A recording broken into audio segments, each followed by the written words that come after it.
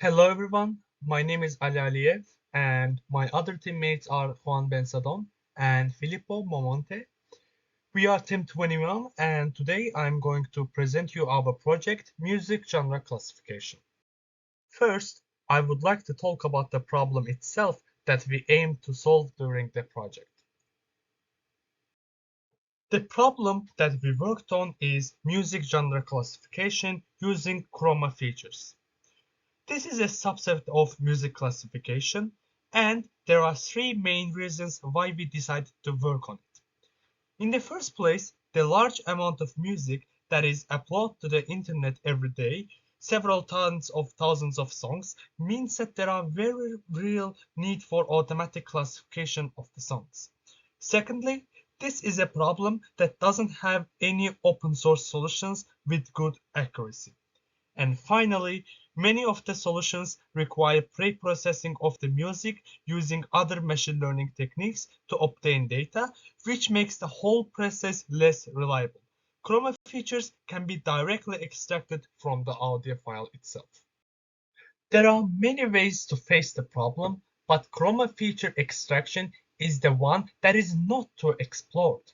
It considers harmonic and melodic information without taking account the instrumentation, and the information can be extracted directly from the audio files.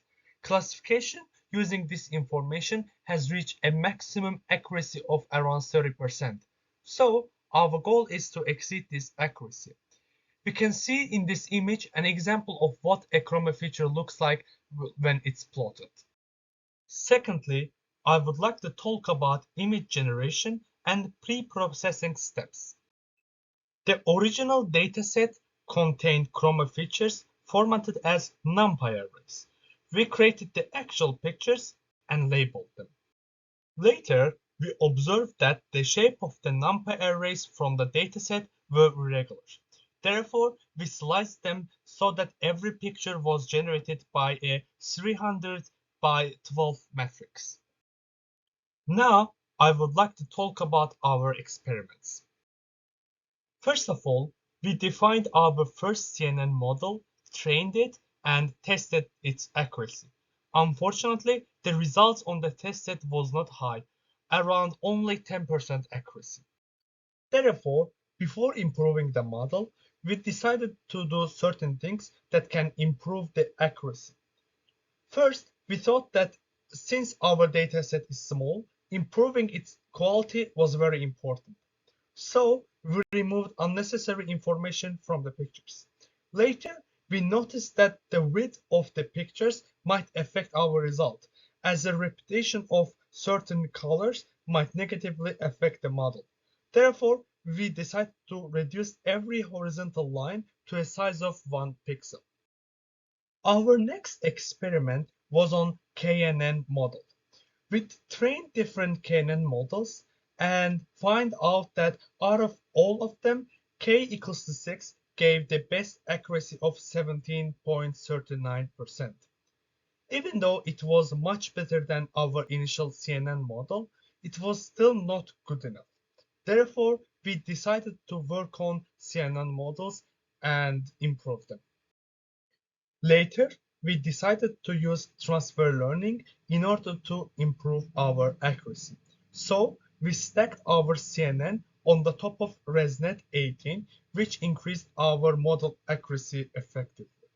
In fact, we used other ResNet models as well, but out of all of them, ResNet 18 was the best one. Out of all architectures, it seemed that stacking CNN on ResNet 18 was the most effective one. ResNet 18 alone gave accuracy of 25%. Later on, we added 3 layers: flatten, dropout, and ReLU. This increased our accuracy even more. As a result, we achieved our best accuracy of 30.17% on the test data.